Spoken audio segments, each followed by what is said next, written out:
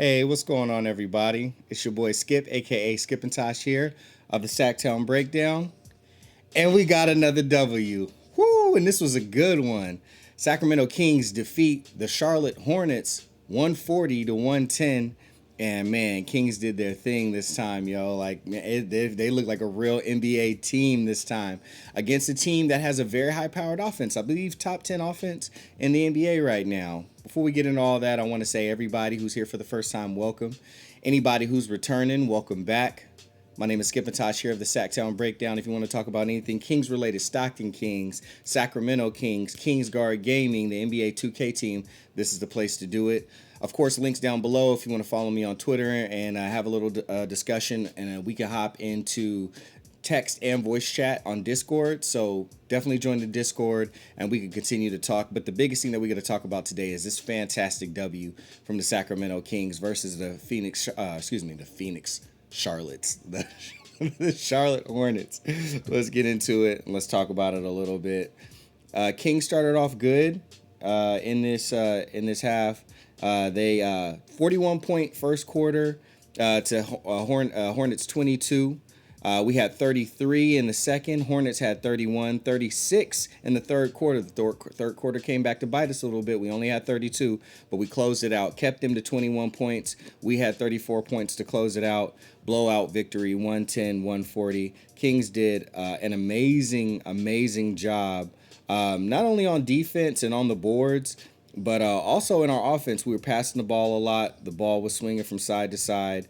When that's happening, we know good things are going to happen for the Sacramento Kings. We could take a look at the league leader or the game leaders. Gordon Hayward at 25, Buddy Hield's 26.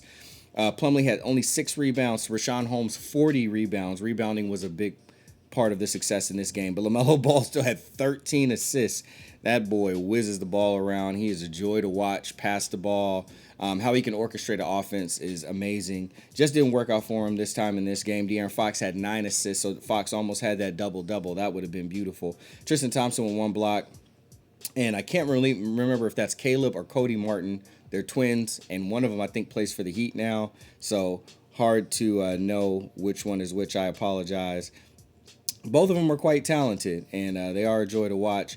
As far as Hornets are concerned, we talked about Gordon Hayward in his 25. He was 10 of 7, 3 of 6 from 3. Gordon Hayward hit some shots and was the catalyst for them to get closer in the game to catching up to the Kings, although we were far ahead.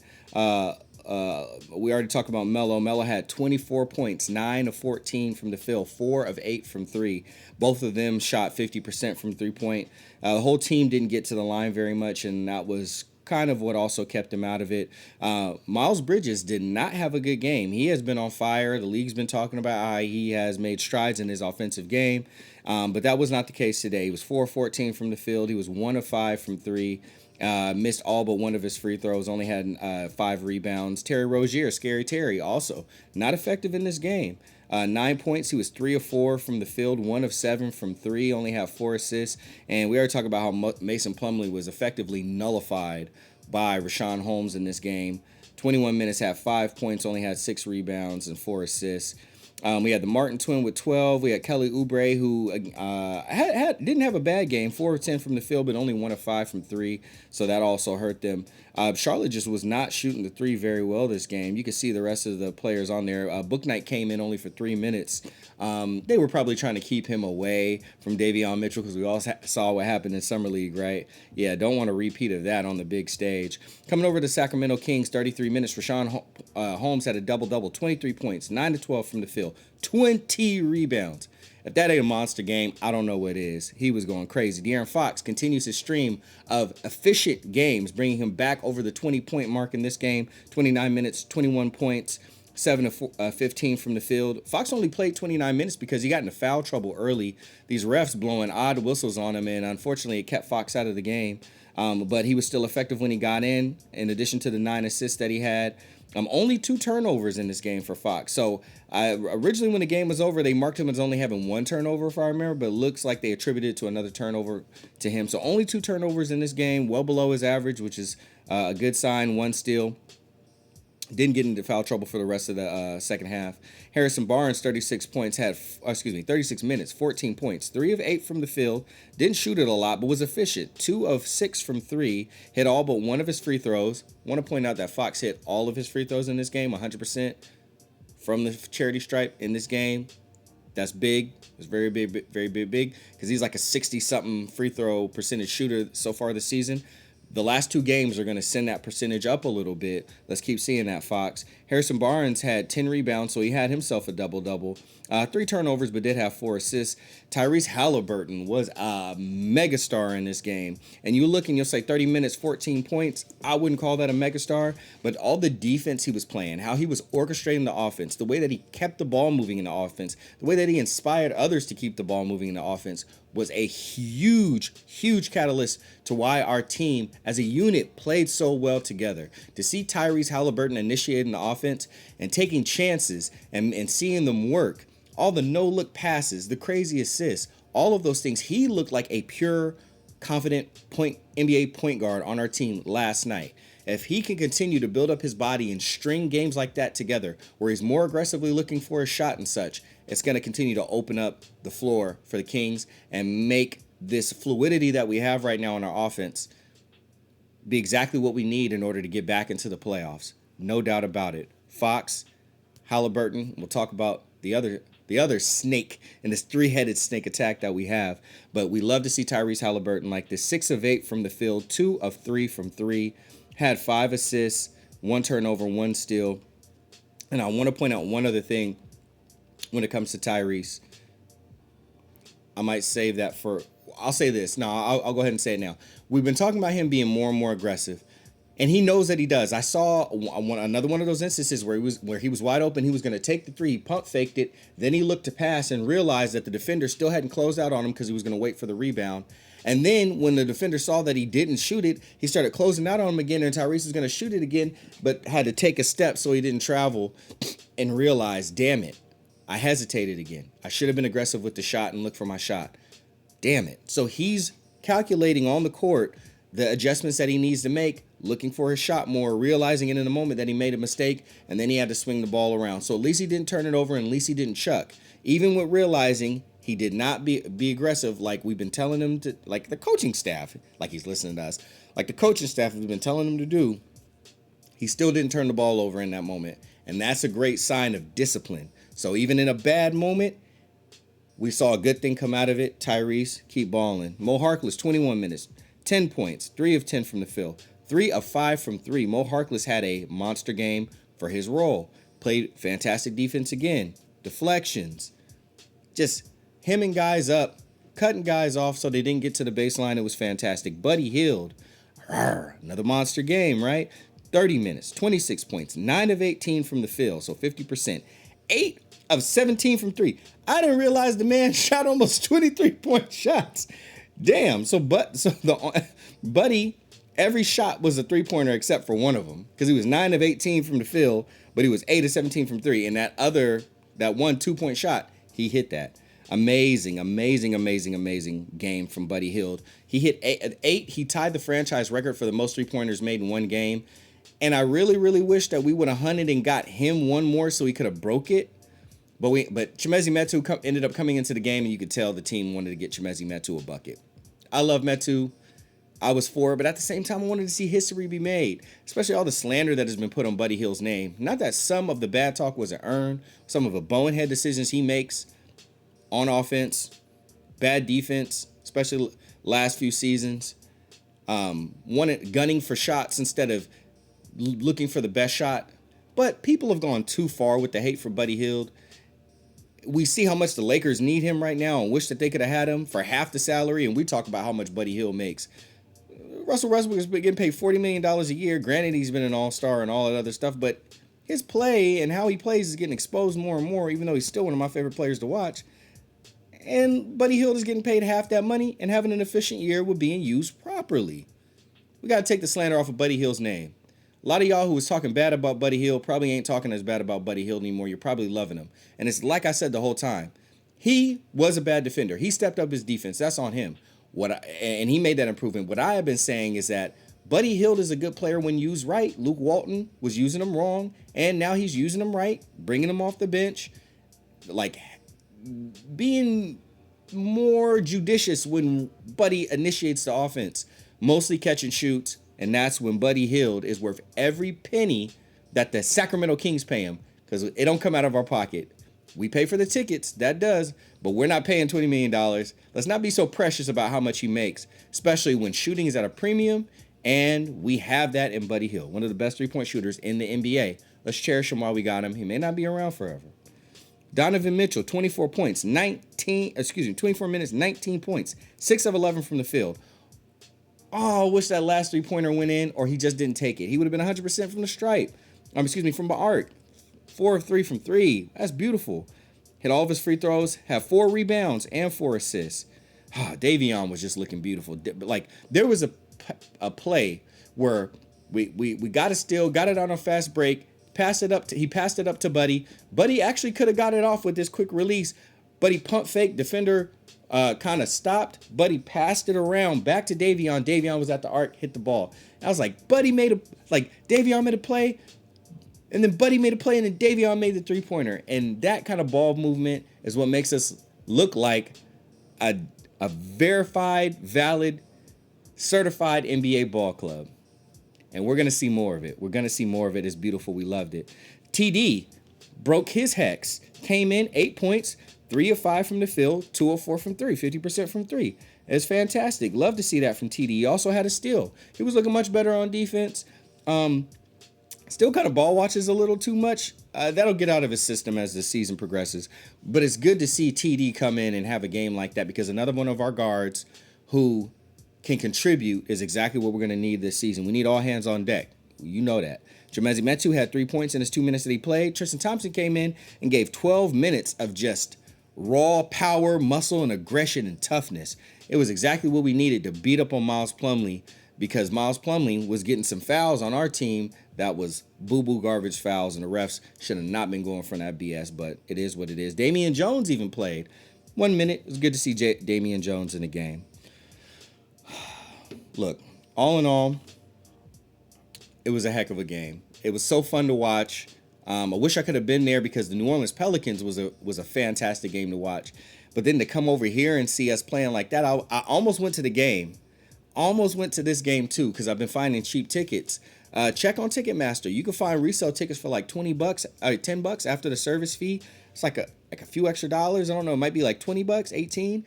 And then when you get there, if there's not many people always up in the upper level for these not popular teams like the Hornets and the Pelicans, and you can basically just sit wherever you want to in the top row, just move up.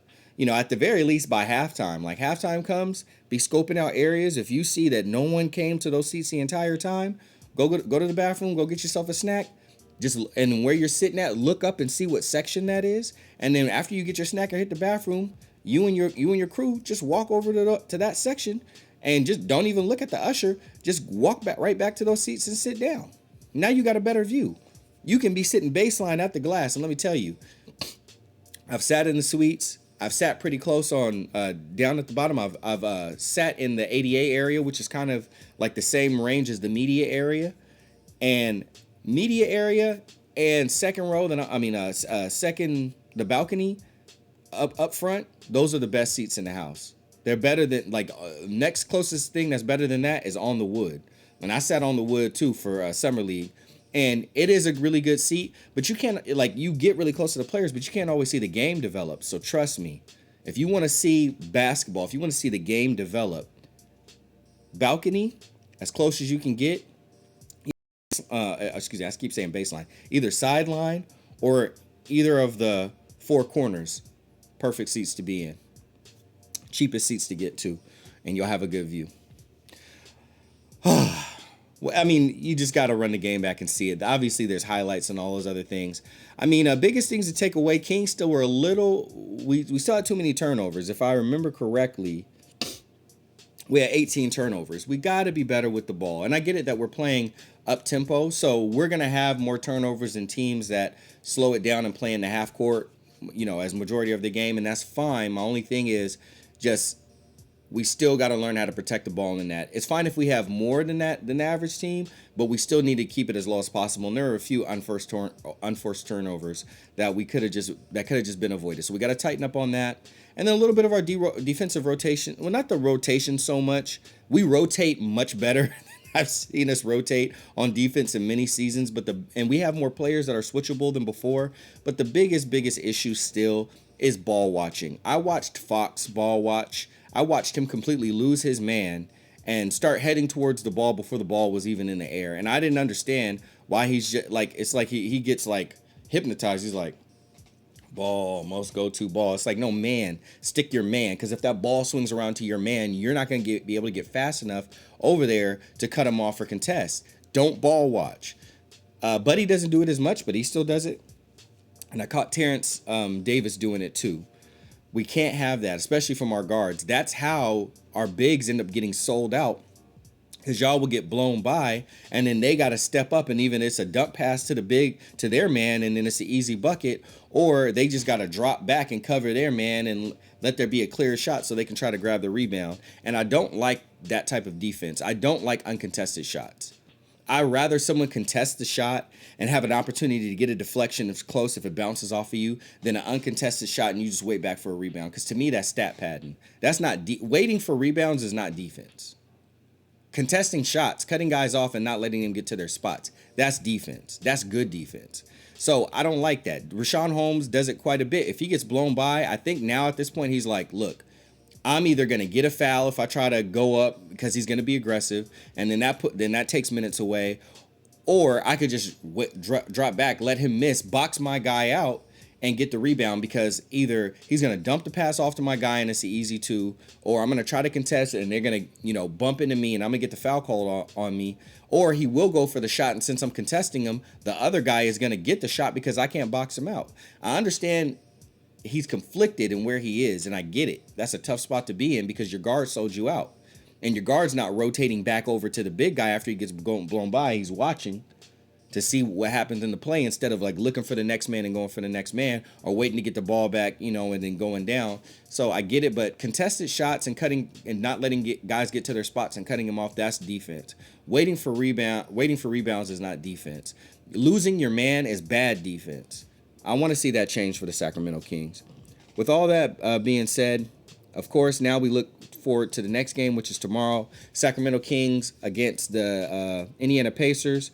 And it looks like that there is a very affordable tickets for that game as well. They were saying 50% off up until last night, but I tapped the link this morning and it was still 50% off. So use the tip that I gave you. You can end up getting yourself a nice seat to that game, and maybe, just maybe, your boy Skip will be there too. Starts at 3 p.m. Pacific time. I'll see you up there potentially. Let's preview this last game before we get out of here. So we have Indiana Pacers. Of course, I'm going with Sac. No doubt about that. Let's look at how the games have been broken down. So they are 2 of 5 for their last 5 games. We are 3 of 5 for our last 5 games. We are second in points scored in the NBA right now. They are 7th. We are 9th in field goal percentage. They are 7th. We are 8th in free throw percentage now. We're at 79%. That's better. They're 11th at 77. 3-point percentage, we're pretty close. We're 10th. They're 9th. 35 to 35-7. 3 points made, though, we are second now at 135. Or no, they are second actually at 135. We're 11th at 115. So they're filling up with threes, and that's a place that we're going to have to really, really, really, be good with our closeout, chalking our feet. I hope our whole defensive thing, not the whole thing, but majority of it is just us taking those small choppy steps before we contest, so we can, if they blow by, we can hip ride them, or we are there for the contest. I hope that's what it is. Assist to turnover ratio, we are 8th. Turnovers, we are 8th at 13. They're 22nd at 15. They turn the ball over more. We have to take advantage of turnovers. We have to take advantage of second chance points. Things like that are going to help us beat teams like this on the road. And block shots, they're 7th. We're 17th. I'm not worried about block shots. Blocks are like, I look at blocks, but blocks, I literally don't give a damn about blocks. I don't give a damn if you don't block a whole ball all season, if you just make people take uncomfortable shots and make them change their shots. That's what I care about. I don't care about you blocking. Just make them miss. Make them miss. Don't let them get to the spots that they feel comfortable with rising up or elevating. That's it. That's the defense that Skip wants to see. With all that said, things are looking pretty good for us overall. Thank you so much for joining me on another recap of this game. Again, Sacramento Kings blow out the Charlotte Hornets 140-110. Tyrese Halliburton with a statement game against the person who he was up for Rookie of the Year against last season in LaMelo Ball.